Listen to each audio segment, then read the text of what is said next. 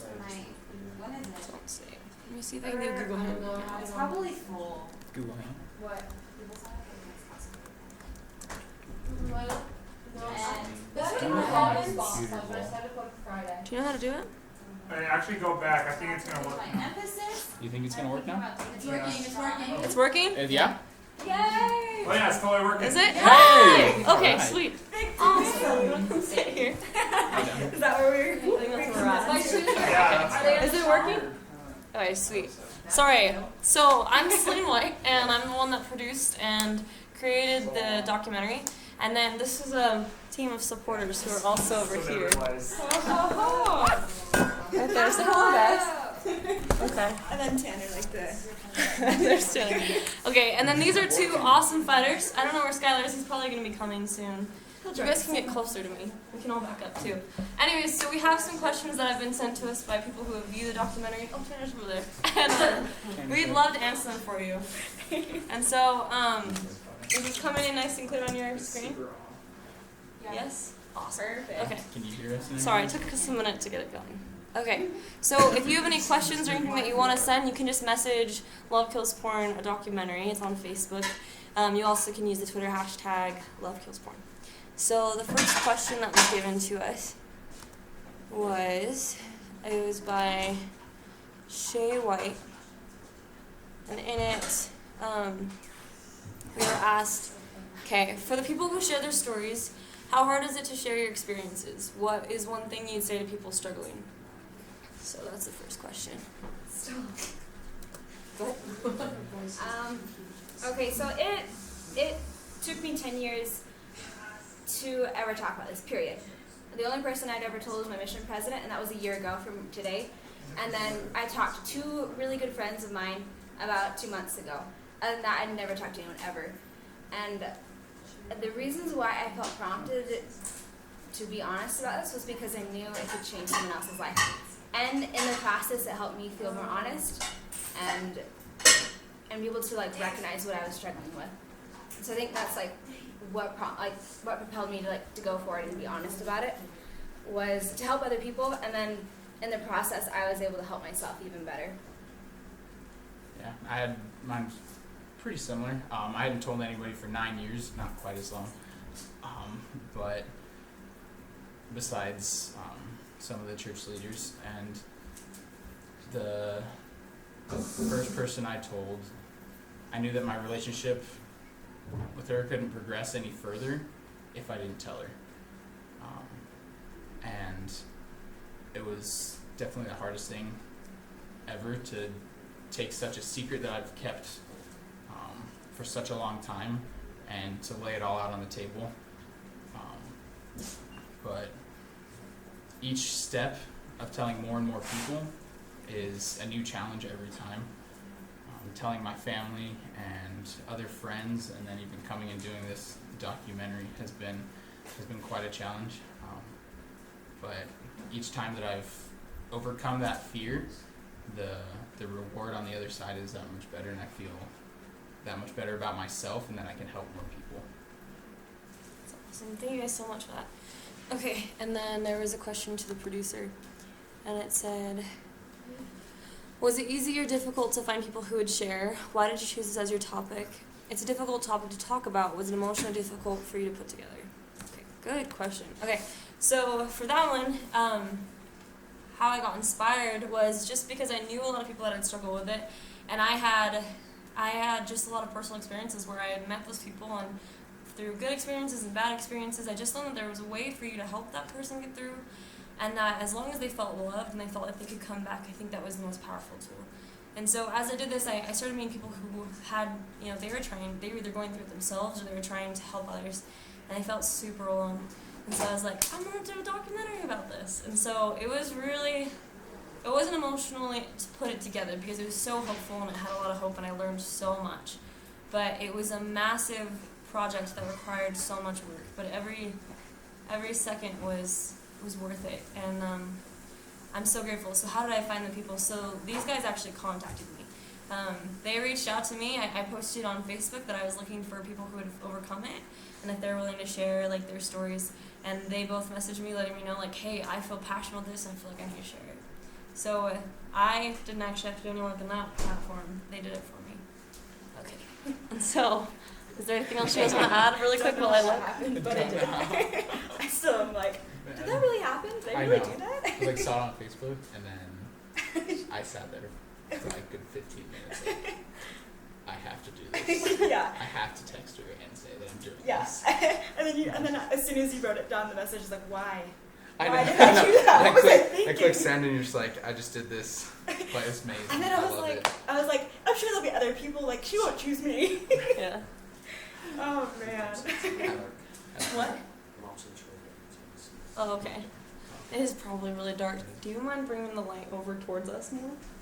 Can we have more light? More light. We need more light. More light. Okay, so Take the shit down. we also have. Sorry, we have somebody who's playing it. Okay, just put it right here. Sorry, we're getting lighting. So for that question, we have Lauren Conley. She said, did making this documentary affect the content you viewed in other aspects of your life? That's such a good question. So for that, thank you for asking that. The biggest part about it was that it really did, like the TV shows. I'd be watching like a television show and I'd be like, holy cow, like that's pretty graphic. Or I'd be on Facebook, because I've never faced pornography myself. But as I started to become more sensitive to it, I just realized that it really is everywhere. And it's really subtle. Like sometimes it's just like, you know, like a stupid joke, or like you are, but you're like, or you're on Pinterest, or you're doing something on social media, but it really is everywhere. Even like this television show that like my apartments really decided to like there's stuff all over. And it made me realize that like as I grew up, I really want to make sure that the content that we have is more pure. And music too, I think it's in our music, because I feel like music is one of the most powerful tools, and as we clear that out, then that helps. So for you two, how did, like, you know, if you wanted to give advice to people who are trying to face pornography, people who are trying to be friends with those people, how could they be the best supporters in the content that they're showing? Respect, like hands down, because there will be times you won't know what someone is facing. Most of the time, you won't know what someone is facing. And if they say something, it will probably be pretty quiet. They'll probably say like, "Hey, like maybe I don't want to watch this," or like, "Can we watch something else?" And you probably won't even guess like that's what they're struggling with. But be really respectful and like change it or do something else, because it takes a lot of guts just to even ask that question, even if you're not asking it with a lot of boldness. Yeah. Yeah, to go along with that, I like what you said about being respectful, because it's really the best way to put it, for those supporting. And even if you're not aware that somebody has this problem, that even just being aware of how people react around certain types of media and being sensitive to that will help them, and it'll help yourself too. Just putting in whatever goes in your mind changes the way you think, and keeping that pure and clean has been. Oh, I know that when I told my parents, not that we watch anything bad at home, but saying, "Hey, Mom and Dad, like I do have this problem, and so when we watch stuff as a family, can we make sure it's clean and good, and like, you know, the type of music I like to listen to, I don't like it to be suggestive in any way like that, to completely avoid those thoughts and feelings." That's awesome. Thank you guys so much for sharing that. While I'm grabbing the next question, what do you think was? Oh, we have one from Griffin Matthews, and he says, "What was the hardest part about making the documentary, both emotionally difficult and just plain old strenuous?" So, Where does it get end and where does it begin? so I started off this idea. I knew that it was going to be a lot of work, but I had no idea how much work it was going to be at all. So I mean, getting people to talk about it was probably the easiest part about it. But filming it was so much fun being able to film things. But it was hours and hours and hours of filming and running equipment and carrying things. And so every day I was filming every day. And then editing was hard. But we would be in the middle of, so I interviewed everyone individually. And so when I interviewed Taylor and I interviewed Krista, like, I'd be interviewing them and I would ask the question, like, is there hope? And the cameras would always shut off. Like, every time. Anytime that I tried to do something good or positive, it was just like something was always against me. I would lose SD cards. Things wouldn't export correctly. The night before the premiere, like, things just were going wrong and wrong and wrong. But everything ended up working out, and like every time we filmed, we prayed. Every time I edited, I prayed. And there was definitely something that didn't want it to be put out on Facebook and on YouTube and out into the world. But no matter what, like, we didn't give up. And the biggest thing I think this semester, as I've been working on this, is that it attacked my confidence. When it wasn't affecting me externally, it was affecting me internally. And so I had to really, really turn to Heavenly Father and realize that it was going to be okay. I had a great support team of people that really supported me when I was going through everything, and they really picked me up in every single time when I was really overwhelmed. But this was such a great experience, and I feel like as we share it and as we send out this message to people, I feel like they have the opportunity to really reach it out. I know it wasn't easy for them to share it, and it wasn't easy for me to make it, but if it was easy, then it probably wasn't worth it. So I'm so grateful that we're able to share this with you now. So let me grab the next question. Did you have anything? Satan tried hard, real hard. He's such a punk. If we could like fight him like one-on-one, oh. Yeah. Yeah. I give him a nice bloody nose, maybe a knockout or two. Yeah. Also, Yeah. I wanted to state also that like we have been getting messages all over the world and from people all over who have been thanking us for sharing the stories. Thank you so much for watching and for sharing. Like, it has made an amazing impact. So, Christina Yang, so what are your thoughts on pornography and how did you come across this topic? So are you talking about to me or are you talking to one of us? And so if you guys want to share anything, you can. I think I'll talk about how I came across this topic. Like I said before, it was my personal experiences that I had. People that I really loved and cared about had overcome it. I knew people that were fighting it, and I knew people who were dating or married to or really cared about people that were going through it. And I knew that there's a right way and a wrong way. Just to share a little bit, like when I was close to somebody that was overcoming pornography and they lost a battle, I would blame myself, and I would beat myself up about it. And it scared me to be able to, and I just didn't know how to help them, and it ended up being an attack on my own confidence. And as I learned like how to actually help someone, the biggest advice I give to supporters is just to show them that you need to turn that person from the person. Another reason why I started this topic was because I feel like we have this mentality that if we don't, that anybody that looks at pornography, they're a bad person.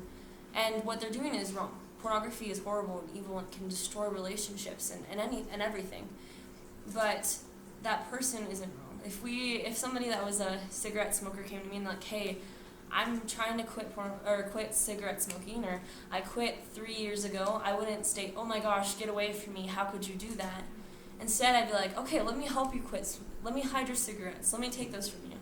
Instead, like, we have this mentality as a community of like, how could you do that? Like, that's disgusting. And because we have that mentality and we say that, people that are fighting pornography are afraid to talk about it, and people are afraid to share how they feel because they're afraid of that mentality.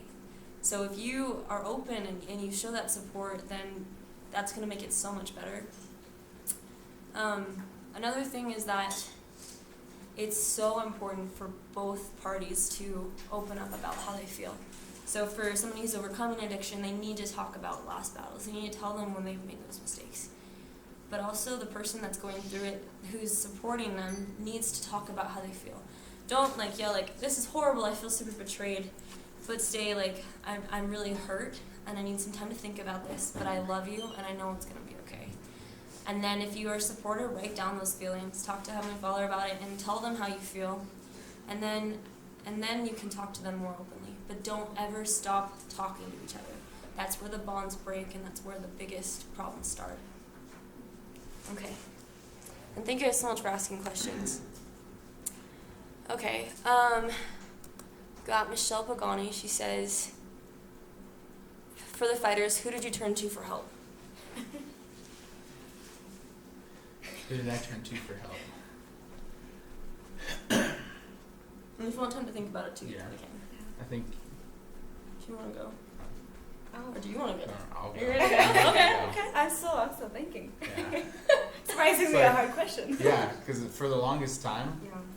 pretty much, well, like, I relied on myself, which is not the way to do it, Yeah. because it doesn't work. Because every time I would rely on myself, promise myself that I wasn't going to lose, that it was going to end. Maybe I had the power to do it for a short period of time, but it didn't last long. It wasn't anything. It wasn't a permanent change. And I knew that once I knew that I couldn't do it on my own, and that I had to turn to the Lord, He was the first one that was able to give me real help through doing those primary answers, like studying the scriptures, praying, going to church. Nothing has filled my life with more of the Spirit and more love than turning to Christ. He knows it all. He's experienced it all, and he's been able to counsel me and give me the guidance I need to make the right decisions. And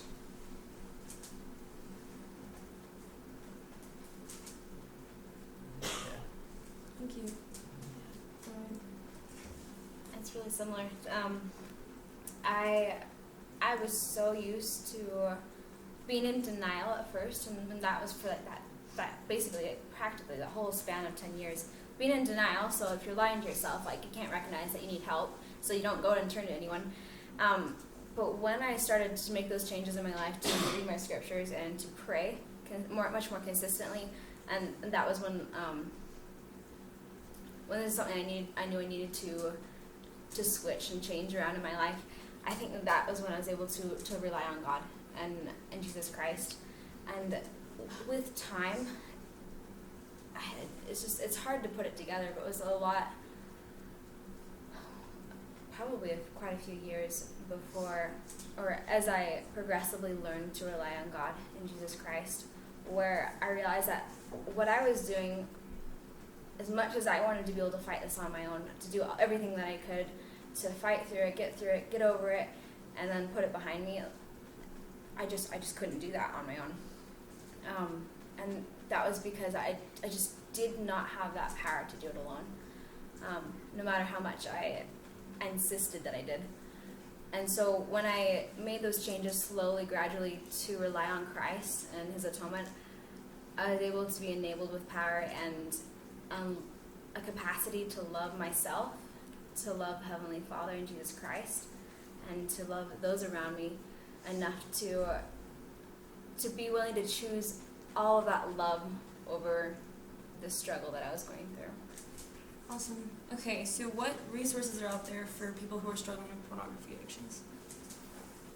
There's some good ones. There's a lot. I haven't actually looked into it until we started with this documentary because I was so in self-denial about it. But there's 1 second, wait. I'm still on. No, we're not. No, we're gone. Satan, get out of here, you punk. You what? You're fine. Are you trying to look at it? Or are you just... Oh, man. It's like, you got me.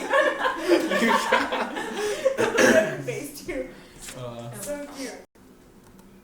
12. I'm actually Can really you see us now? surprised at how many questions you got. Yeah. It's good. Yeah. Is it going? Awesome. What are you Where's laughing at? Skylar? Yeah, where's Skylar? Can you He's see the us? powerhouse, man. I know. He was